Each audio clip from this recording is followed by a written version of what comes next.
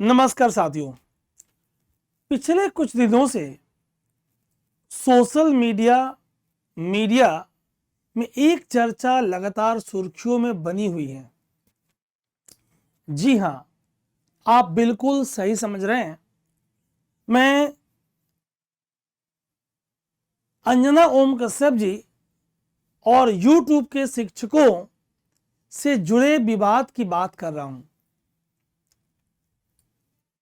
दो पहलू हैं। एक पक्ष का मानना है कि YouTube शिक्षकों ने शिक्षा को लोकतांत्रिक बनाया है, लाखों छात्रों को उनके सपने तक पहुंचने का रास्ता दिखाया है।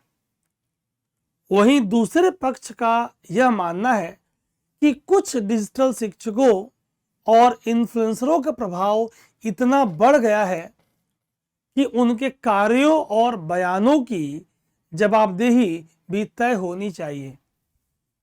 लेकिन आज मेरा उद्देश्य किसी का समर्थन या विरोध करना नहीं है। आज इस वीडियो के माध्यम से हम समझने का प्रयास करेंगे कि यह विवाद हमें भारत की शिक्षा व्यवस्था, मीडिया और छात्रों के भविष्य के बारे में क्या सिखाता है। पहले हम जानते हैं आखिर विवाद क्या है। हाल ही में एक टीवी डिबेट के दौरान YouTube आधारित शिक्षकों को लेकर कुछ टिप्पणी सामने आई।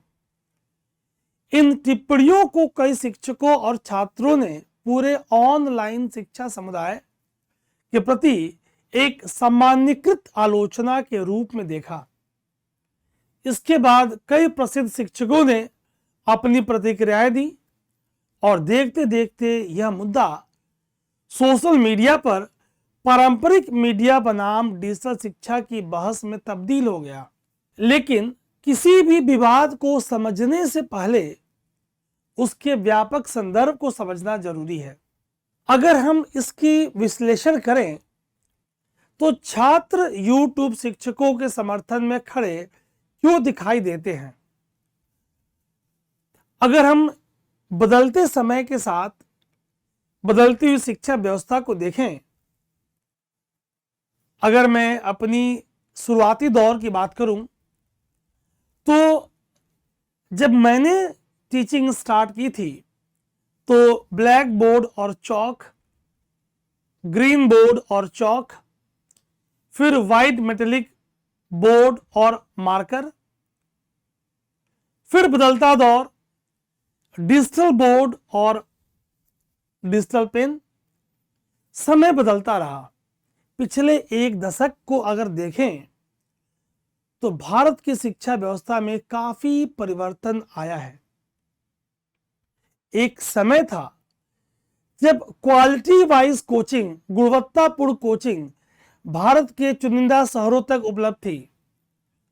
प्रयागराज की बात करें, लखनऊ की बात करें, दिल्ली की बात करें, पटना की बात करें, चेन्नई की बात करें, हैदराबाद की बात करें, और आज देश के किसी भी गांव, कस्बे में बैठा छात्र अरुणाचल से लेकर गुजरात तक, लद्दाख से लेकर कन्याकुमारी तक, अंडमान निकोबार तक, पुडुचेरी तक मोबाइल और इंटरनेट के माध्यम से भारत के श्रेष्ठ शिक्षकों तक पहुंच सकता है।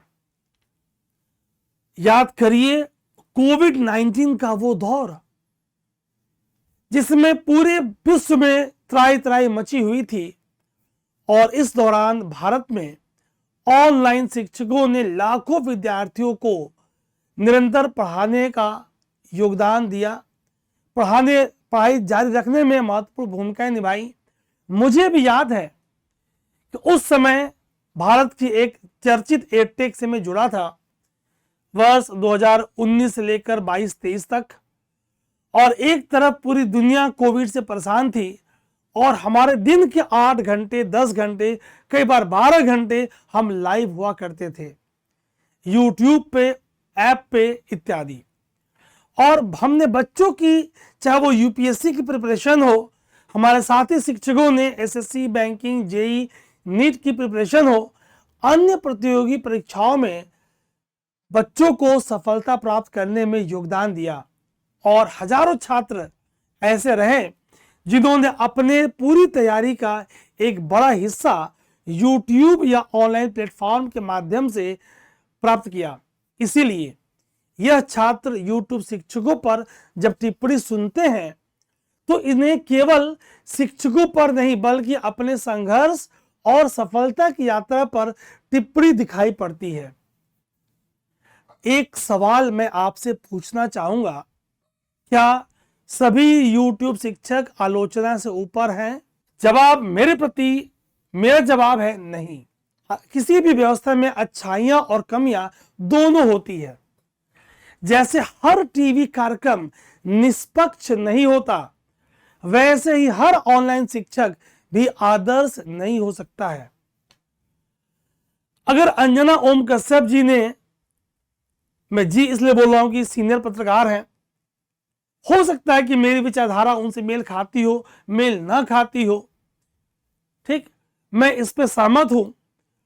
हो सकता है कि कुछ मेरे साथी शिक्षकों की विचारधारा मेल खाती हो, मेल ना खाती हो।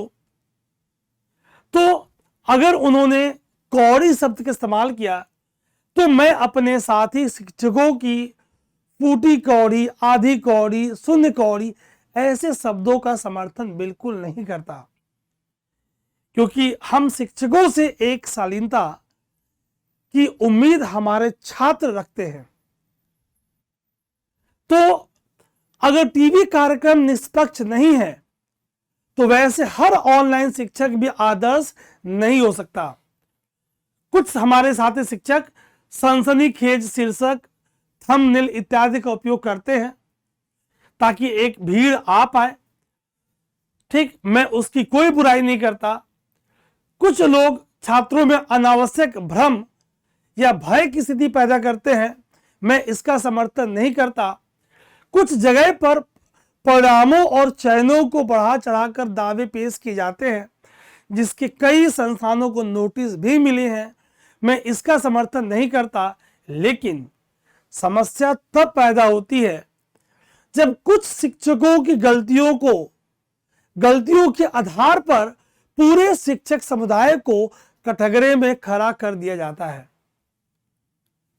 मैं पूरे ऑनलाइन शिक्षक या संपूर्ण YouTube शिक्षकों की जो निंदा अंजना ओम कश्यप जी ने किया है, मैं उसका समर्थन बिल्कुल नहीं करता। इस विवाद का एक बड़ा संदेश क्या है? वास्तव में यह विवाद केवल एक पत्रकार और कुछ शिक्षकों के बीच के विवाद नहीं है। यह भारत में बदलते हुए विश्वास के केंद्र, सेंटर ऑफ ट्रस्ट की कहानी है। एक समय था जब पत्रकार और जानकारी का मुख्य स्रोत केवल टीवी और अखबार हुआ करते थे। याद करिए, जो मेरे समकालीन शिक्षक होंगे या जो पेरेंट्स मुझे देख रहे होंगे, याद करिए वो ब्लैक एंड व्हाइट टीवी का दौर, याद करिए वो दूरदर्शन का दौर, जब उनकी एक एक बात को हम पूरी विश्वास और निष्ठा के साथ सुनते थे और यकीन करते थे। अब ये बदलते दौर में ये विश्वास कुछ खो सा गया है। इस खोते हुए विश्वास के कारण ही आज डिजिटल प्लेटफॉर्म, YouTube चैनल्स, स्वतंत्र कंटेंट क्रिएटर्स, ये भी लाखों दर्शकों तक पहुंच रहे हैं। और जब सूचना और प्रभाव का केंद्र बदलता है तो टकराव तो स्वाभाविक है। क्या यह विवाद उसी परिवर्तन का एक उदाहरण है? अगर मैं अपने शिक्षक मित्रों की बात करूं तो इस पूरे विवाद से हमारे लिए एक रणनीतिक सीख क्या हो सकती है? यदि मैं इस पूरे घटनाक्रम से शिक्षकों के लिए, कुछ हमसा साथियों के लिए कुछ संदेश निकालने का प्रयास करूं तो जो मुझे समझ में आता है कि हमारे पूरे कार्यक्रम में छात्र हमेशा केंद्र में रहें। हम व्यक्तिगत विवादों से अधिक महत्वपूर्ण छात्रों के हित में दें। हम भावनाओं से नहीं, तथ्यों से जवाब दें। और शालीनता, जो हम शिक्षकों के लिए बहुत महत्वपूर्ण है, तर्क, शालीनता और तर्क अधिक प्रभावी होते हैं। विश्वसनीयता सबसे बड़ी हमारी पूंजी है। परिणाम, गुणवत्ता और पारदर्शिता ही दीर्घकालिक सम्मान दिखते हैं। शिक्षा प्राथमिक पहचान बनी रहे। शिक्षक ही हम सब शिक्षकों की सबसे बड़ी ताकत ज्ञान और मार्गदर्शन है। हम व्यक्ति पर नहीं, संस्थान पे फोकस करें। हम मजबूत संस्थानों का निर्माण करें। किसी भी अस्थायी विवाद से बड़े होते हैं मजबूत संस्थान। वही दूसरी तरफ अगर मीडिया के लिए मैं कुछ सीख देने का प्रयास करूं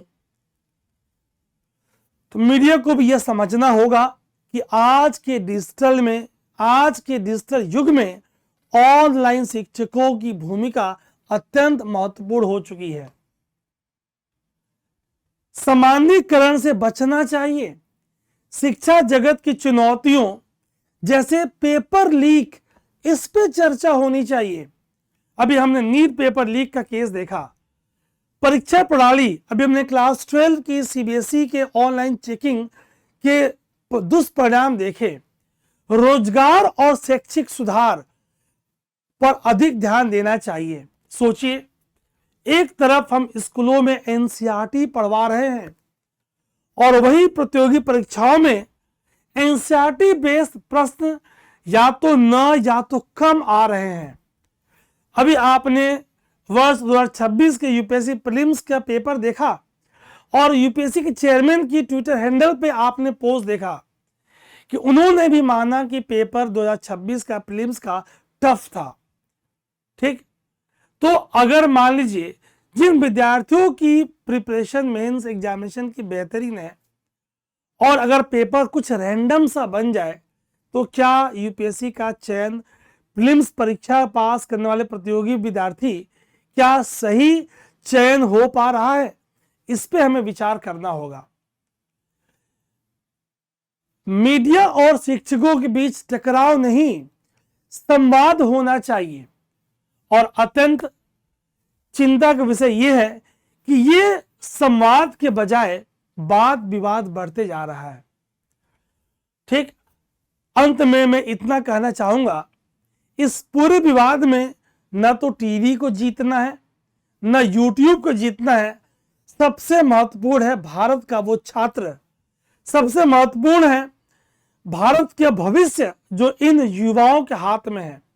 जो भी मंच शिक्षकों को, पत्रकारों को या संस्था छात्र के भविष्य को बेहतर बनाने का कार्य कर रही है, उसका सम्मान होना चाहिए।